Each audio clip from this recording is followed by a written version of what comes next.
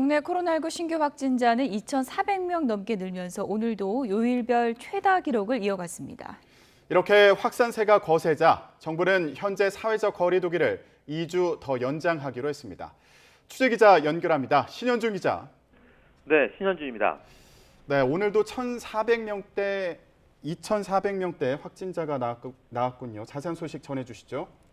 네, 오늘 0시 기준 신규 확진자는 2,486명입니다. 전날보다 70명 넘게 줄었지만 역대 5번째로 많은 확진자입니다. 목요일 발생하는 확진자로도 지난주에 2,430명을 뛰어넘어 역대 최다를 기록하며 8회째 요일별 최다 기록 경신을 이어갔습니다. 2,000명 이상 확진자는 추석 연휴 이후 8일째 계속됐고 1,000명 이상 4자릿수 확진자는 87일째 이어지고 있습니다. 여기에 개천절과 한글날, 사흘 연휴에 가을 단풍절까지 앞두고 있어 추가 확산 우려가 큰 상황입니다. 감염 경로를 보면 국내 발생이 2,451명, 해외 유입이 35명입니다. 국내 발생을 지역별로 보면 수도권이 많은데요. 서울이 907명, 경기가 817명, 인천이 156명 등 수도권이 1,880명으로 전체의 76.7%입니다. 비수도권에서는 대구가 84명으로 가장 많았고 경남이 68명, 충남과 경북이 각각 59명, 강원 52명 등 17개 시도 전역에서 환자가 나왔습니다. 코로나19 관련 사망자는 16명이 늘었고 위중증 환자는 13명이 줄어 총 323명입니다. 백신 접종도 속도를 내고 있습니다. 1차 접종자는 34만 명이 들어 누적 접종자는 3,934만 명, 전 국민의 76.6%입니다. 접종을 모두 끝낸 사람도 54만 명 넘게 들어 누적으론 2,571만 명, 전 국민의 50.1%입니다.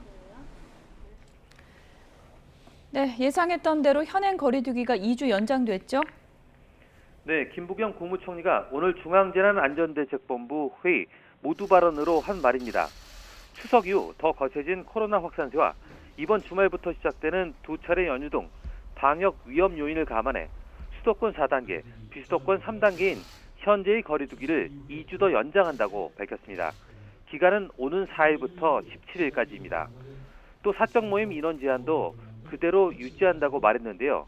현재는 수도권이 6명, 비수도권이 8명입니다. 김 총리는 다만 많은 국민이 고충을 호소하는 결혼식과 돌잔치, 실외 체육시설 등의 방역 기준을 접종 완료자 중심으로 일부 조정해 조금이나마 일상 회복에 도움을 드리고자 한다고 밝혔습니다. 자세한 내용은 오늘 오전 11시 중대본 브리핑에서 공개될 예정입니다.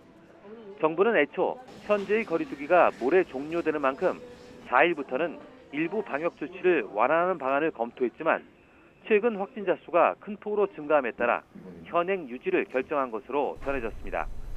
김 총리는 또 어제까지 전체 인구의 절반 이상이 백신 접종을 완료했고 18살 이상 인구 기준으로는 58.2%에 달한다고 설명했습니다.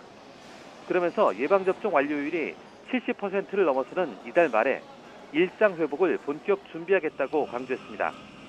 다만 일상 회복을 위한 방역 완화 조치는 단계적으로 시행하고 시행착오를 최소화하기 위해 질서 있는 전환을 추진하며 국민과 함께라는 3가지 원칙에 따라 준비하고 있다고 덧붙였는데요.